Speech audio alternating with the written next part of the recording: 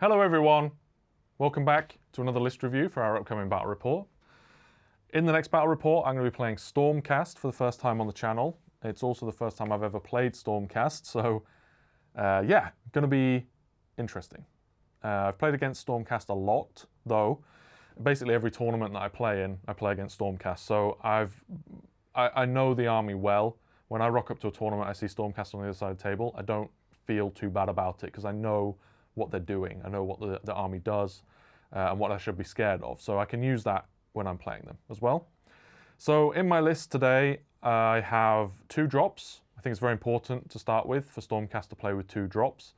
Getting doubled as Stormcast hurts because all of your units mean so much and they're so key to your game plan that if you lose it to a double, it can be really punishing. So you want to be basically giving your opponent first turn as much as possible. So I've had to cut some corners in order to stay 2 drops. So my first regiment, my general's regiment, is Karazai as the general. You see him a lot in Stormcast lists nowadays. He is great, usually with a bodyguard for the -2 attacks, which is exactly what I'm doing. So I have a Vexillor as his little bodyguard, who will run around with him, heal D3, give some extra control score out to units, and yeah, that's basically it. Like, Karazai can dump his -1 attack ability on one unit, and then the bodyguard is an extra -1 attack. It won't come up much probably in this game because our boys that I'm going to be playing against are only 2 attacks each. But against brutes, this could be really good. Could put brutes down to potentially only 1 attack with Karazai. So Karazai, Knight-Vexillor, then in that regiment as well, I have a unit of 6 Longstrikes, another staple of Stormcast lists. You see them in every Stormcast list, basically. My sub-faction allows me to, on a 3+, teleport them around the board, even after I've dropped them in. So if I'm dropping them in from the heavens, or if I'm using the portal to teleport them around, if they're out of position, I can then, on a 3+, put them somewhere else later after they've dropped in and shot something off the table. Then in the same regiment, I have a unit of Liberators, just a 10-man unit of those. Another good option for bringing a unit back to life with my battle trait. I can bring back 5 Liberators. Longstrike's also a great candidate. And then lastly in that regiment, I have the Vigilor unit. I think they're a fantastic unit. Just handing out +1 to hit to your army for combat and shooting is spectacularly good. It's good command point economy, basically, during the game. Then, in my second regiment, it's probably not the best pick, Celestant-Prime. I've talked to some Stormcast players and they've said that there's probably better War Scrolls out there, but I love the Celestant-Prime so much that I just wanted to play it. And I still think he's pretty good. Like, he's got 6 attacks at damage 4 crit mortals. That's going to kill some stuff. So in his regiment, Celestant-Prime is joined by a unit of Gryph Hounds, a unit of Aetherwings, and then the Stormcoven. So the Stormcoven is the corner that I've cut here. I wanted to add a wizard to the list whilst still playing Karazai, whilst still playing Celestant-Prime. And the only candidate for doing that, because you can't include wizards as like a hero in regiments, is to have the Stormcoven. So I took them, and we'll see how they do. They seem okay. It depends on the battle plan, whether or not you're going to have an objective that they can stand on to get an extra wizard power level. But they could be good. They're going to stand on the back line and throw out some shots, basically. So how I think this list will do, I don't know. I haven't played Stormcast that much, as I said, or never. When I've played against Stormcast in the past, I'd say my armies that I play into them are usually pretty 50-50. I don't think Stormcast are necessarily that strong right now. They can get doubled and it can be punishing. They are a bit matchup dependent. If you're playing into armies with a lot of mortal wounds or tricks or recursion, they can struggle. So I'd say that this list, off the top of my head, is probably like a 3-2 list. 2-3, depending on the player. I think Stormcast can be really strong. So it might be that you play against Stormcast or you play with Stormcast and have a really good time with them.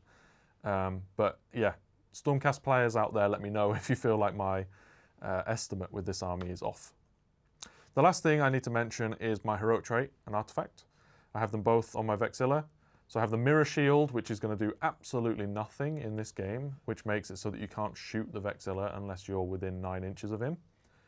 And then lastly, I have the heroic trait, which allows whenever one of my units dies in my next hero phase, if a unit of mine died in the previous turn, I can give a 5-up ward to one of my units. And that's kind of why I've included like the Aetherwings and the Gryph Hounds. They're kind of throwaway units. If I put them up front and then I get committed into, my screen dies, then it goes to my turn, and then I can put a 5-up ward on Karazai until my next turn. That can be pretty good. So we'll see if that comes up in the game. Overall, pretty excited to try a new army, and we'll see how it does into the Ironjawz.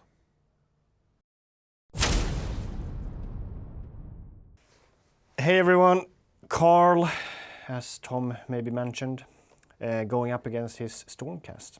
I am playing Ironjawz, but the Army of Renown, called Zoggrok's Ironmongerz, I think. I've always been interested in playing them. They seem really nice on the paper. I had a little quick game before this one with a friend of mine. He's also the one that I am borrowing the army from. He's an amazing painter named Robert. He's planning on getting a YouTube, he says, so check out whenever that happens.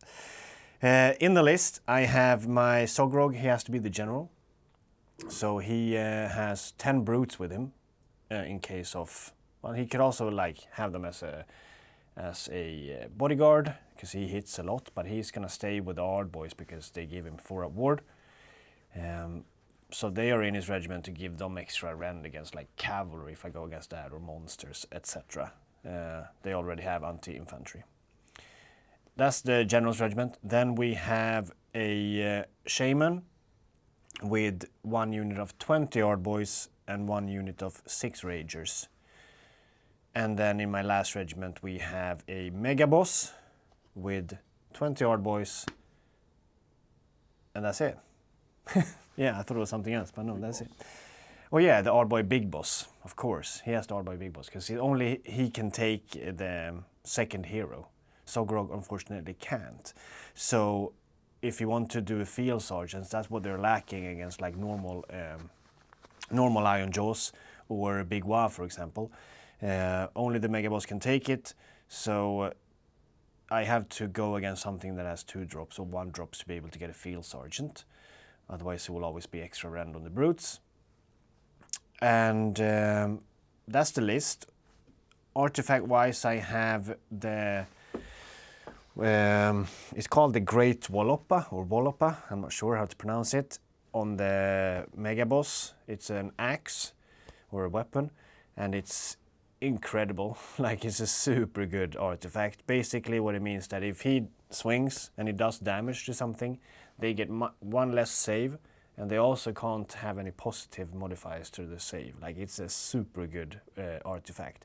That paired in with the brutes and his combat ability, so he picks a brute unit in his combat range, and then when he swings they get to swing straight after. So if he swings, does the damage, you have 10 brutes swinging in, and they have -1 extra save, and then you have maybe an anti-infantry or something. That's rend 3, 1 less save, no positive. Like, you're gonna kill basically everything if you get that combo through. On top of that, if you had crit mortals, it's super good. But it does make the brutes, in my opinion, a little bit more viable without the crit mortal. It is what I always put them on, but now you can put it on the Ard boys, so, because this list is very like focused on tanking and having the Ard boys as a front line. So if you give crit mortals to them as well, you know, on top of the shield bash, they're gonna stand there and give some nice mortal attrition throughout the whole trading process, and they trade very well.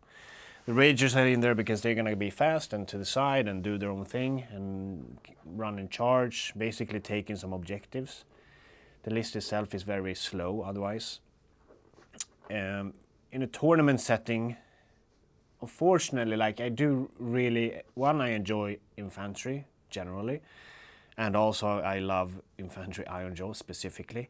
So it's a super like fun list for me to play.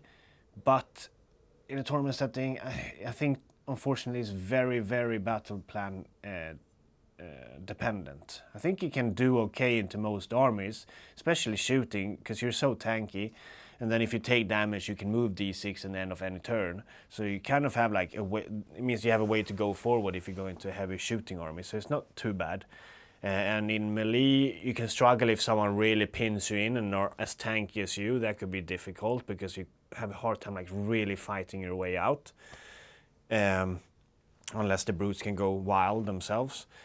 But unfortunately, very battle plan heavy, I think. If it goes on a really central one where there's short edges, deployment, and few objectives, I think you're going to do really good. I think you probably win that matchup against most things.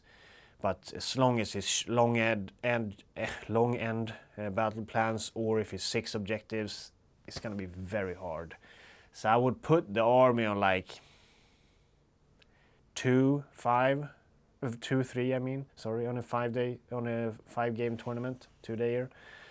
I think you will win 2 because usually there's a mix of battle plan, but I think it will be very hard to do more. I think you can do 3, depending on your opponent and so on, and how much they commit, because you do have the 3d6 charge. So if you manage, I think the key with the army, if you manage to position your brutes with a 3d6 charge to counter charge, so they get that really extra movement, you're gonna change it up quite a bit. First, they probably kill what they charge, but then they also, get that free extra 10 inches, whatever. So I think that is really key. If you get locked in and they get locked in, it's gonna be a big problem. But it's fun to play. The endless spell I have in it is the new one for the wizard, +2 to cast is absolutely amazing. This is 7 to cast, unfortunately, but means that you can basically always have 3d6 charge, which is great. And the terrain piece in Ironjawz, compared to Cruel Boys at least, is very good. Like -1 charge, super nice. -1 casting, super nice. Control score can be good, but overall it's really, really nice terrain piece, in my opinion at least. Let me know what you think about the list. I hope you're enjoying the upcoming game. It's going to be a good one. Stormcast on the first time on the channel, and you've seen these ones before, one of our first ones I think. So yeah, enjoy the rep. See you later.